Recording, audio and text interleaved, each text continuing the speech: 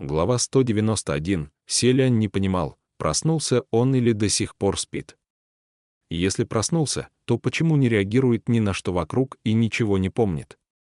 А если спит, то почему его глаза открыты, когда сознание принца наконец прояснилось, безликий Бай уже повесил черный меч ему на пояс и поощрительным тоном, словно взрослый, ребенку, сказал: «Это мой тебе подарок». Он похлопал меч по рукояти и многозначительно, но мягко произнес: «Его клинок наверняка острее, чем все мечи, которые ты когда-то собирал и которые тебе дарил Цзюнь». Селянь позволил ему прицепить меч к своему поясу, не воспротивился и не вымолвил и слова, поскольку любые попытки сопротивления были бы бесполезны. Так он и вышел из храма наследного принца, в новом одеянии, с новым драгоценным мечом и будто бы с новым телом. «Постой!» — вновь позвал демон за его спиной. Селянь остановился. Безликий Бай, беззвучно оказавшись рядом, вложил ему в руку белую ленту. «Ты забыл вот это». Лента, которой принц скрывал лицо и которой его же впоследствии и связали. Пошатываясь на ходу, Селянь в одиночестве спустился с горы. Стоял белый день, солнце давно взошло, но под его лучами принц совсем не чувствовал тепла. По пути он увидел звенящий горный ручеек, прозрачный и живой. Принц остановился на берегу, заглянул в воду и уставился на свое бледное отражение. Кожа белая и сияющая, без единого шрама. И шея тоже. Значит, ни на груди, ни на животе не осталось больше ран. И все же, поглядев на себя совсем недолго, Селянь отвел взгляд. Затем зачерпнул несколько пригоршней воды, чтобы омыть лицо и выпить пару глотков. За питьем он вдруг заметил кое-что выше по течению. Медленно подняв взгляд, Селянь увидел недалеко большой камень, а рядом мертвое тело. Судя по одежде, это был тот здоровяк, уличный артист. Он даже с горы не спустился, умер по дороге. На камне ярким пятном виднелась кровь, видимо, мужчина убился об него, не вынеся боли или страха. Труп уже начал разлагаться и наполовину сполз в воду, источая зловонный смрад. Он не шевелился, но на его полускнившем лице все еще подергивались маленькие человеческие лица. Селянь упал на четвереньки возле ручья, его тошнило целый час, так сильно, что пошла кровь. Спустившись с горы, он долго шел, куда глаза глядят, по широкой улице. Внезапно кто-то схватил его за плечо и затащил в переулок. Селянь обернулся, но прежде лица увидел кулак, летящий в него. «Куда ты пропал? Где ты был все эти дни?» За кулаком показалось разгневанное лицо Фэн Синя. Селянь разглядел его уже лежа на земле, повалившись от удара.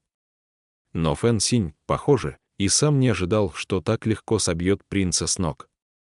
Он посмотрел на свой кулак, потом на Селяня и застыл, не успев помочь принцу подняться, тот встал с земли сам. Фэн Синь переменился в лице, но его гнев так и не угас, он закричал: «Поглядите, какой он вспыльчивый!» Сказали ему слово, и он убежал прочь, 2 месяца не появлялся. Да ты хоть представляешь, как о тебе волновались их величество? Селянь стер кровь, пошедшую из носа от удара. «Прости». Наблюдая, как принц только сильнее размазал грязь с кровью, Фэн Синь тяжело вздохнул. «Ваше высочество». Черт с ними, с извинениями, между нами это слово не имеет никакого смысла. Но ты же... Что с тобой творится? Где ты был так долго? Неужели существуют проблемы, которыми нельзя поделиться со мной? Он заметил на поясе Селяня оружие. «Где ты взял этот меч?» Селянь хотел ему рассказать. Но, вспомнив ссору, возникшую между ними ранее, сомнение на лице Фэн Синя, а еще тот кошмар, который он пережил и не хотел больше никогда вспоминать, принц лишь повторил: «Прости». Они вернулись в хижину, где прятались родители принца. Государыня сразу обняла сына и разрыдалась, а его отец, кажется, еще сильнее постарел. Раньше среди черных волос виднелись белые, теперь же среди белых едва проглядывали черные. Впрочем, он не стал гневаться на сына, только сказал пару фраз и снова замолчал. Наверное, боялся, что Селянь снова разволнуется и сбежит на полмесяца. Все трое теперь старались быть осторожнее в речах и действиях. Фэн Синь, после простенькой трапезы Селянь снял с пояса меч и протянул Фэн Синю. «Возьми его и заложи». Фэн Синь видел, как дрожит рука принца, держащая меч, однако не понял, почему. «Зачем ты мне его отдаешь, тебе ведь нужны были деньги». На лице Фэн Синя промелькнула печаль, однако он покачал головой, «больше не нужны». Тогда Селянь не стал настаивать, просто забросил меч в сторону и лег спать. Возвратившись на этот раз, принц вел себя, как будто ничего не случилось, надеясь поскорее вернуться к своему прежнему привычному состоянию. Вскоре они с Фэн Синем вновь решили вместе заняться уличными представлениями. Сначала Фэн Синю не очень понравилась эта затея. «Не нужно, лучше отдохни еще пару дней». «Я отдыхаю уже пару месяцев», — возразил Селянь. «Если те артисты снова явятся чинить нам неприятности, вдвоем будет легче справиться с ними». Они уже давно не приходили. Но вовсе не потому, что их лидер погиб, а потому, что Фэн Синь стал среди них своим. В начале его представления привлекали людей новизной, но со временем к нему стали относиться так же, как и к остальным. Фэн Синь потерял преимущество, для других артистов больше не представлял угрозы, и те перестали его прогонять. Все равно зарабатывали все примерно одинаково. Поэтому, как бы старательно Фэн Синь не стрелял из своего лука, каким бы поразительным ни было его мастерство, зрителей заметно поубавилось, а значит, и денег тоже.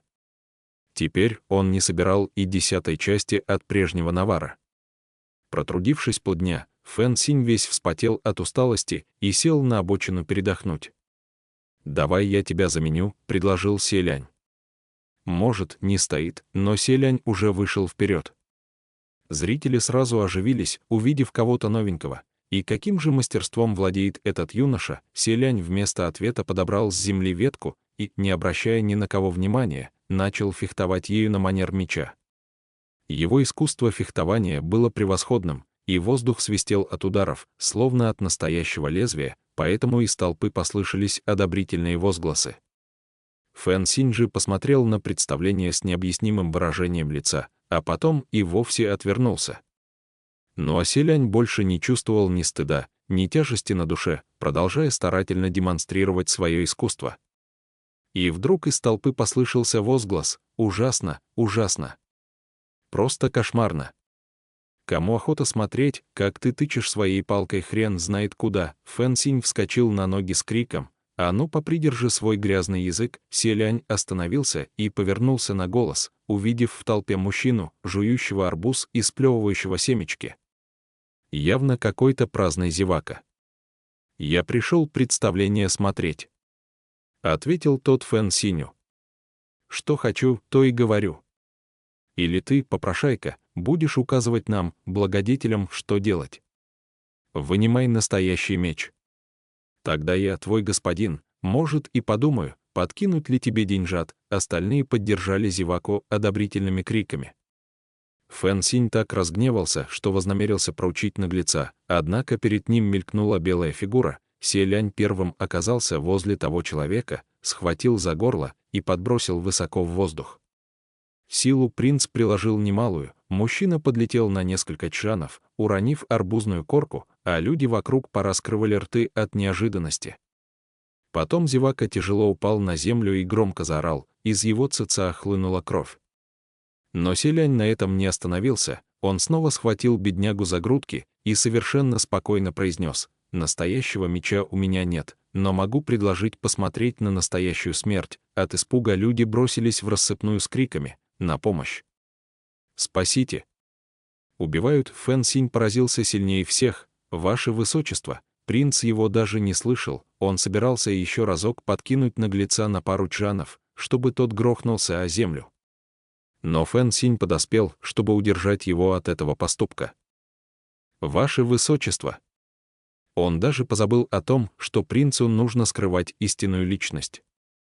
«Очнись! Ты ведь убьешь его!» В зрачках Селяня безумно полыхал черный огонь. Он отбросил руку Фэн Синя и вбил несчастного зеваку в землю. Тот вытянул ноги и больше не двигался. Фэн Синь подбежал было проверить, дышит ли он, но услышал, как на другом конце улицы кто-то, надрывая глотку, кричит: «Вот они! Вон там плохи дела! Сюда идут солдаты Юнань». Фэн Синь бросился было бежать, но заметил, что Селянь даже и не подумал сдвинуться с места, глядя в сторону отряда солдат и словно намереваясь затеять с ними драку. Потянув принца за собой, Фэн Синь крикнул: «Чего ты встал?»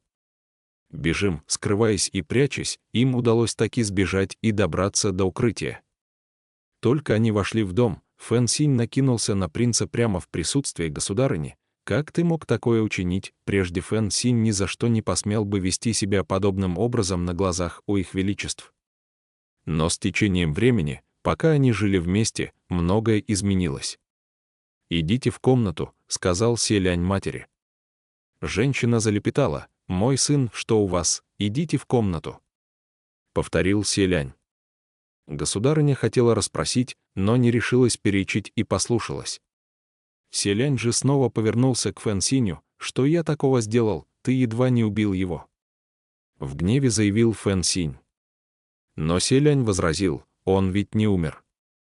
И вообще, но убил бы, и что с того?» Фэн Синь был потрясен. «Что ты сказал? Что значит убил бы, и что с того? Кто же заставлял этого простолюдина нарываться? Он хотел помереть, я бы исполнил его пожелание». Что здесь не так? Совершенно пораженный услышанным, Фэн Синь заговорил лишь после долгого молчания: он повел себя неправильно. Но ведь не до такой степени, чтобы убивать его. Ударил бы раз, и хватит с него. Неужели он заслуживает смерти из-за одной фразы? Селянь перебил: «Да. Раз посмел такое говорить, значит, должен заплатить за свои слова». Не веря своим ушам, Фэн Синь произнес: «Как ты можешь такое говорить? Что именно? Раньше ты бы не назвал человека простолюдином. Я никогда не слышал от тебя этого слова. Что ты хочешь этим сказать? Я ведь не божество. Мне что, нельзя злиться? Мне запрещено ненавидеть». Фэн Синь чуть не подавился, услышав такое, а потом с трудом выдавил: «Я не это имел в виду». Но как бы то ни было, не стоило. Селянь, не желая больше ни слушать, ни говорить, ушел в комнату и с грохотом захлопнул дверь. Едва дверь закрылась, принц громко вскрикнул и повалился на кровать. Он обманывал себя и других. Совершенно вне всяких сомнений, что бы он ни делал, он не мог притвориться, что ничего не случилось. И не мог больше стать таким, каким был когда-то. Вечером в дверь комнаты кто-то постучался. Селянь решил, что это Фэн Синь, и промолчал. Но потом услышал голос государыни: «Мой сын, это твоя матушка. Позволь мне выйти поглядеть на тебя». Селянь не хотел шевелиться. Но, полежав еще немного, все-таки поднялся и открыл дверь. «Что вам нужно?» — утомленно спросил он. Государыня стояла на пороге с тарелками в руках.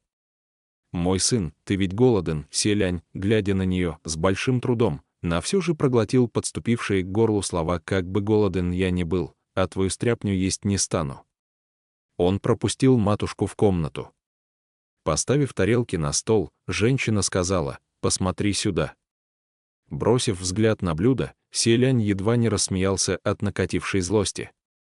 «Что это такое?» Государыня, словно поднося драгоценный дар, объяснила: «Посмотри, это фрикадельки однокрылых птиц, а это похлебка прекрасных цветов и полной луны». Однокрылые птицы скорее походили на чей-то двухголовый труп, а прекрасные цветы и полная луна напоминали нечто бесформенное и комкообразное. Селяню пришлось перебить: «Вы еще и придумываете этому название, но ведь любое блюдо должно носить название. Это относится только к императорской кухне во дворцах. Обычные люди не дают названия кушаньям.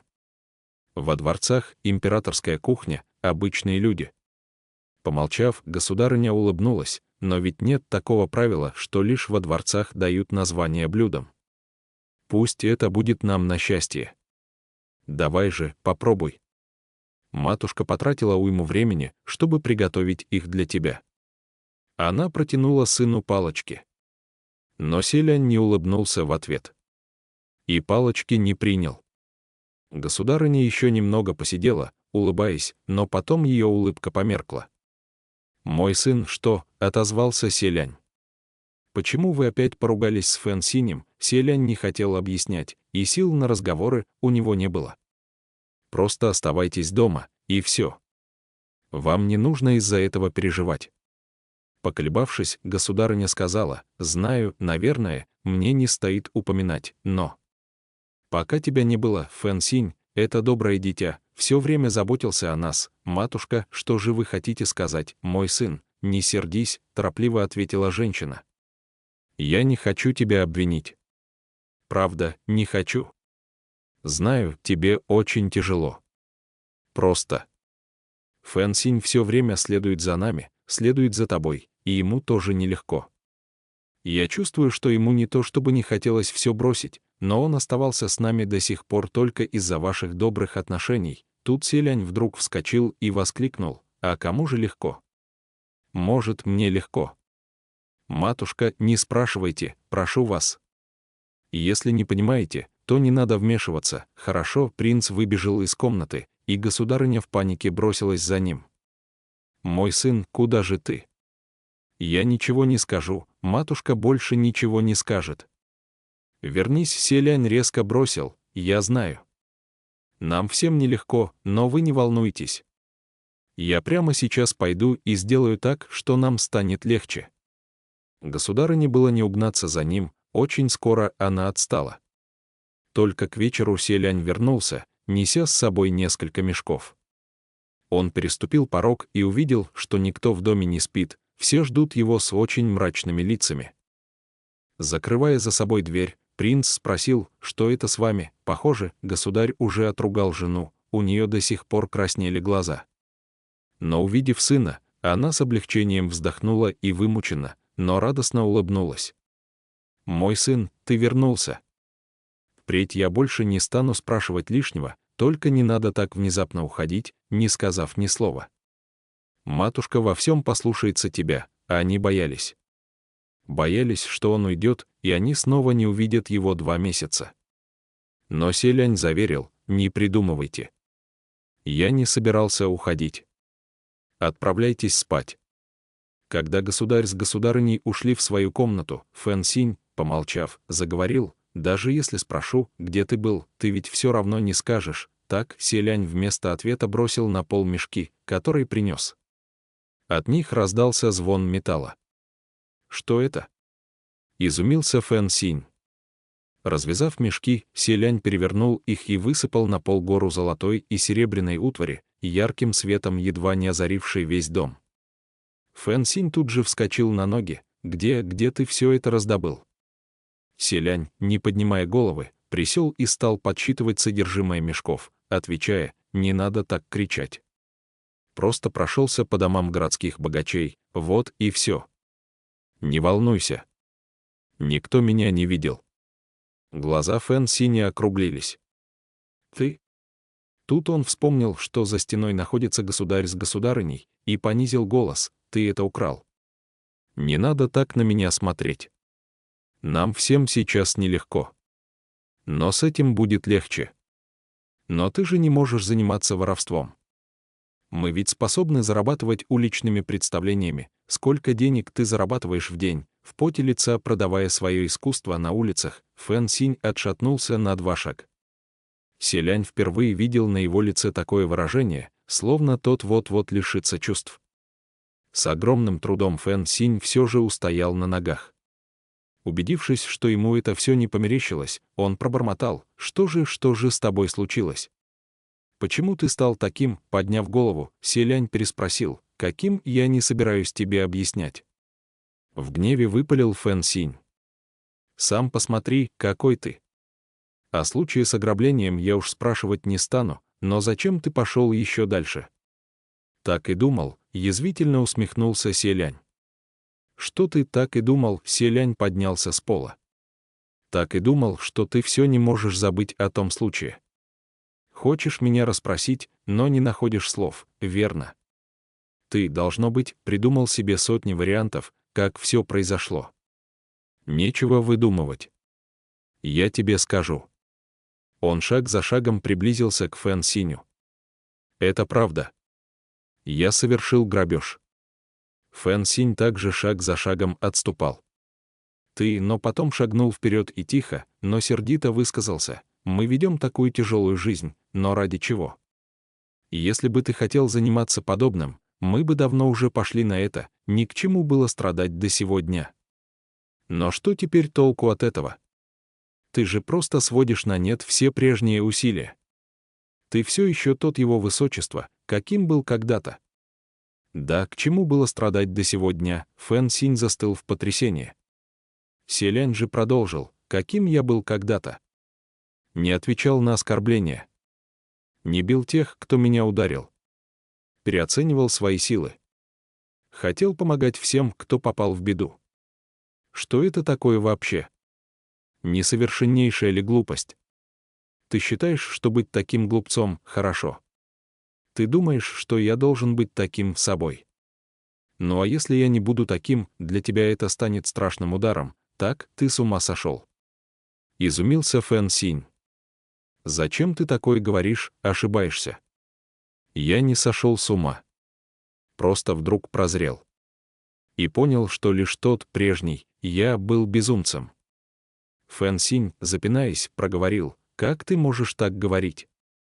Когда ты стал таким? Я правда не понимаю, почему я так, ради чего я следовал за тобой. Ну так перестань за мной следовать. Что? Фэн Синь не сразу понял смысл его слов. Я сказал: перестань за мной следовать. Договорив, принц хлопнул дверью своей комнаты.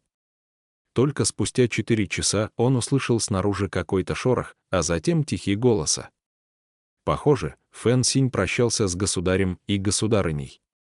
Сам он говорил очень тихо, в голосе государыни слышались слезы, а государь почти ничего не сказал, больше кашлял. Вскоре открылась и закрылась дверь дома, голос Фэн Синя стих, шаги исчезли вдалеке. Фэн Синь ушел. Запершись в комнате, Селянь долго сидел с непроницаемым лицом. Потом закрыл глаза. Все-таки ушел. С того самого дня, когда Му Цин покинул их, Селянь боялся этого, что однажды Фэн Синь тоже уйдет. Но страх был настолько велик, что сегодня Селянь не смог больше выдерживать этой пытки. И вместо того, чтобы тянуть и тянуть, словно ножом срезая по кусочку благодарность и дружеские чувства между ними, что в итоге приведет к ненависти и полному отвращению. Лучше как можно раньше разорвать отношения, вот так, в один момент, до того, как Фэн Синь ушел, принц боялся. Но после страх исчез без остатка. Вот только на смену страху пришла боль. Сначала Селянь все еще берег в сердце надежду на то, что Фэн Синь останется, несмотря ни на что, даже зная, что принц совершил то, чего не должен был, даже видя, каким отвратительным человеком тот стал. Все-таки с тех самых пор, как принц в 14 лет выбрал Фэн Синя своим личным слугой и телохранителем, они практически не разлучались, Фэн Синь следовал за Селянем словно тень. Да, они были хозяином и слугой, но в гораздо большей степени друзьями. И кроме Селяня у Фэн Синя не было никого, о ком нужно заботиться. Разве что еще родители принца заодно. Но Фэн Синь и правда ушел. Селянь догадывался, что так произойдет. И прекрасно понимал, почему. Но все-таки пока еще не мог принять. «Мой сын, прости». Вдруг послышался за дверью голос государыни. Селянь поднялся с кровати, открыл дверь, вышел и утомленно сказал: «Вашей вины тут нет». Отец и матушка сидели за старым покосившимся столом. «Мы с твоим отцом стали тебе обузой, из-за нас ты пошел на плохие поступки, и вы с Фэн Синем поссорились». Селянь вымученно улыбнулся: что в этом плохого? Разве народные легенды не пестрят сказаниями о благородных героях, что отбирают деньги у богатых и раздают бедным? Фэн Синь ушел, ну и пусть. Замечательно. Без него даже легче. Нам обоим легче. Сначала вы должны поправиться, а потом уже думать об остальном. Завтра сможем купить лучшие снадобья». Государь, гневно уставившись на сына, бросил: «Мне не нужны эти деньги». Государыня попыталась незаметно одернуть мужа. «И что же ты предлагаешь?» — спросил принц. Откашлявшись, государь ответил: «Ты должен вернуть Фэн Синя. Мы не возьмем эти деньги». Несмотря на то, что государыня пыталась утихомирить мужа, и она сказала: «Да, ты должен вернуть Фэн Синя. Он ведь твой самый преданный слуга и твой друг».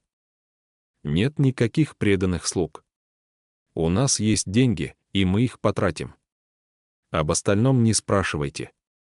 «Я уже сказал, вы ничего не понимаете». Воцарилось долгое молчание, но потом государыня повторила: «Мой сын, прости. Мы с отцом видим, что тебе приходится тяжело, но мы лишь простые смертные и не способны тебе помочь. Это тебе приходится заботиться о нас». У селяня не было сил спорить с ними, он мимоходом бросил пару утешительных фраз и вернулся в комнату. Чтобы прийти немного в себя, он снял ленту и одежду и кое-как помылся в бочке, потом упал на кровать и сразу уснул. Проспав до утра, он подумал, еще сонный: почему Фэн Синь не разбудил меня? Только спустя какое-то время он вспомнил, что Фэн Синь ушел. Селянь перевернулся и сел, посидел немного, глядя в никуда, и припомнил еще кое-что. Пускай Фэн Синь ушел, но где же его родители? Почему они не вошли в комнату, чтобы разбудить его? Обычно в это время уже слышался кашель отца, который не стихал до вечера. Но сегодня было непривычно тихо. Почему-то селяню стало неспокойно на душе. Он оделся, поднялся с кровати, пошарил рукой, но не нашел своей ленты, которой скрывал лицо, поэтому толкнул дверь соседней комнаты со словами: «Матушка, вы не видели мою», но стоило двери открыться, и его зрачки сузились до маленьких точек. Он нашел свою ленту. Лента была перекинута через потолочную балку, а на ней висели два неподвижных тела. Уже холодные. Его отец и мать. Селянь решил, что все еще спит. Покачиваясь, он с трудом ухватился за стену, но не устоял, съехал по ней на пол. Сидя на полу, он закрыл лицо руками. Ему вдруг стало трудно дышать, он заплакал сквозь смех, засмеялся сквозь слезы. Я, повторив много раз «я», говоря неизвестно с кем, он продолжал: «Нет, это неправда. Стойте, я же нет, я». В конце концов, он не смог выдавить из себя больше ни слова, развернулся к стене, громко вскрикнул и с силой ударился головой пару десятков раз. Он должен был догадаться. Его отец — такой упрямый и закостенелый, консервативный правитель, а мать — женщина, которая не может выносить, как страдают родные, при этом страдающая ради них.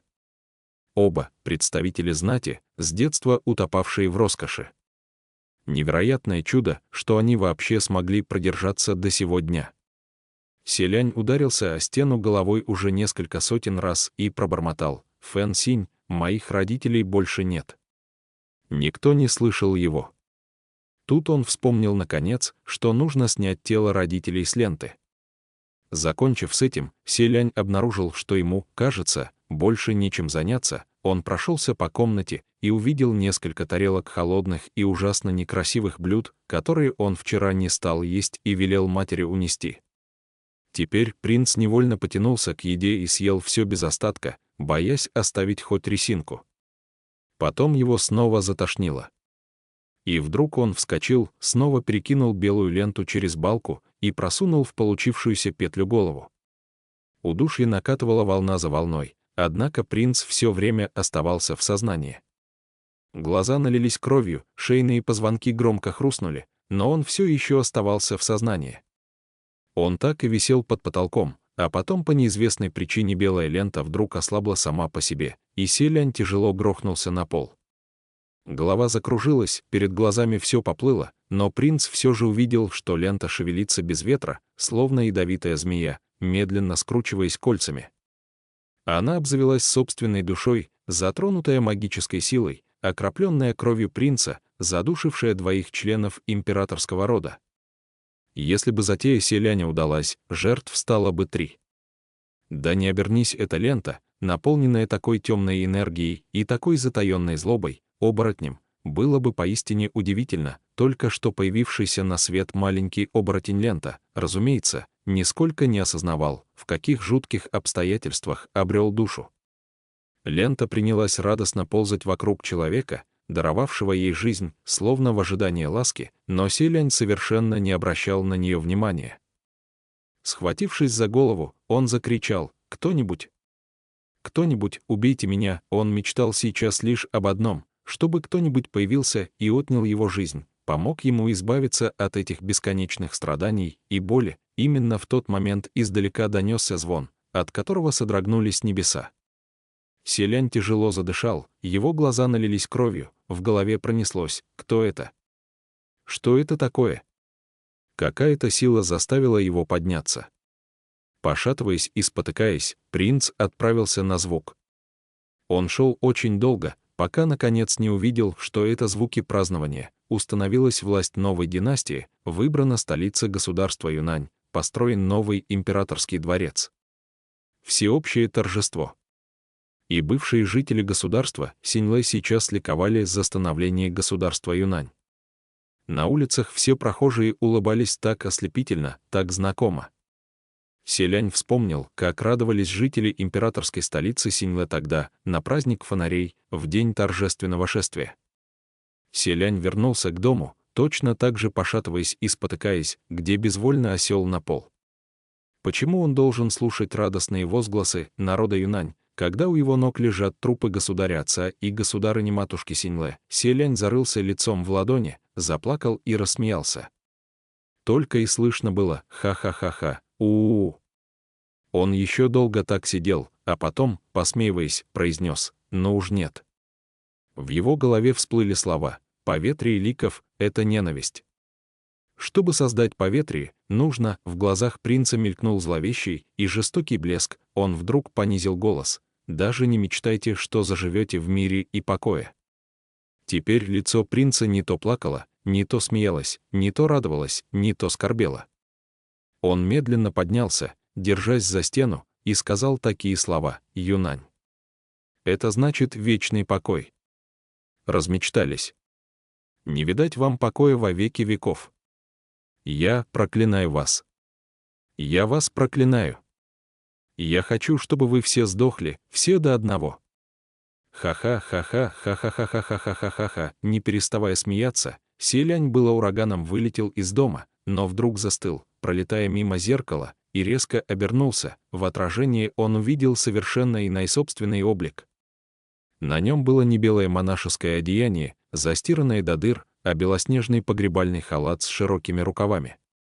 А вместо своего лица принц увидел наполовину плачущую, наполовину смеющуюся маску скорби и радости. Прежде, увидев подобное в зеркале, Селянь завопил бы от испуга. Но теперь он нисколечко не испугался. Будто ничего страшного не произошло, он, безумно хохоча и шатаясь на бегу, вылетел прочь, едва не выбив дверь. Императорская столица Синьлэ теперь обернулась руинами. Неподалеку все еще оставались дома чудом выживших жителей Синьлэ и беженцев, которым некуда было вернуться. И хотя после заражения поветрием ликов и гибели столицы по некогда роскошным улицам императорского города летал холодный зловещий ветер, от которого тряслись поджилки, сегодня здесь почему-то было особенно жутко. Даже несколько попрошаек в лохмотьях разбежались кто куда, на бегу поглядывая на небо. Люди чувствовали, будто вот-вот произойдет нечто страшное, и потому нужно поскорее уносить ноги. Перед разбитыми и разрушенными воротами бывшей императорской столицы раскинулось поле битвы. Обыкновенно сюда никто не решался приходить, но сейчас какой-то старый монах бегал по полю, собирая растерянные блуждающие души и пряча их в свой мешок, чтобы сделать разукрашенные фонарики на продажу. За этим занятием старик вдруг заметил, что в какой-то момент на краю поля битвы появился странный незнакомец в белом одеянии. Поистине странный и поистине жуткий. В траурном облачении с широкими рукавами и белой лентой, привязанной к запястью и летящей по ветру, но словно обладающей собственной жизнью. А на лице незнакомца была мертвенно-бледная маска, наполовину плачущая, наполовину смеющаяся. Старика бросило в дрожь от ужаса, и еще до того, как он понял, почему нужно поскорее бежать отсюда, ноги сами понесли его прочь. От ощущения, что сейчас произойдет нечто страшное, старик остановился и обернулся. Ни слова не говоря, белая фигура противрезкого ветра прошествовала по полю битвы неспешным шагом. Под его ногами хрустели кости погибших солдат. Здесь стенали и мучились бесчисленные души умерших. Даже воздух вокруг окрасился в черный цвет от их затаенной злобы. Незнакомец в белом ледяным тоном вопросил: «Вы ненавидите?» Души отозвались стоном. Тогда он прошел еще несколько шагов и продолжил: «Люди, защищая которых вы погибли, теперь считают себя народом нового государства. Вы ненавидите их». Стенания душ умерших превратились в пронзительные завывания. Он медленно добавил: «Они позабыли о вас, погибших в сражении, позабыли о вашей жертве, а теперь ликуют в честь тех, кто забрал ваши жизни. Вы ненавидите их». Вой обернулся оглушительным ревом. Незнакомец резко воскликнул: «Но какой толк от одних лишь криков? Ответьте мне, вы их ненавидите». Над целым полем битвы эхом поднялись голоса, полные ненависти и боли: «Ненавидим, как сильно ненавидим». FX — убить. «Я хочу убить их». Незнакомец раскрыл объятия, протягивая руки к ним: «Летите ко мне», и добавил, чеканя по слову: «Я клянусь, жители Юнань вовек не познают покоя». Под бешеные крики, стенания и рев, от которых содрогались небеса, умершие души солдат Синьлэй и призраки жителей столицы, погибших из-за поветрия ликов, вторили друг другу, откликаясь на зов, и обретали форму черного тумана, что поглощал все на своем пути. Старый монах, наблюдавший издали, видел все это своими глазами, в страхе повторяя: «Это же, это же». В один миг в его сознании возникли слова «белое бедствие», а тем временем незнакомец в белых одеждах услышал позади себя молодой голос: «Ваше Высочество». Он обернулся. В какой-то момент за его спиной возник юноша в черном облачении воина, который сейчас стоял перед принцем на одном колене, покорно склонив голову.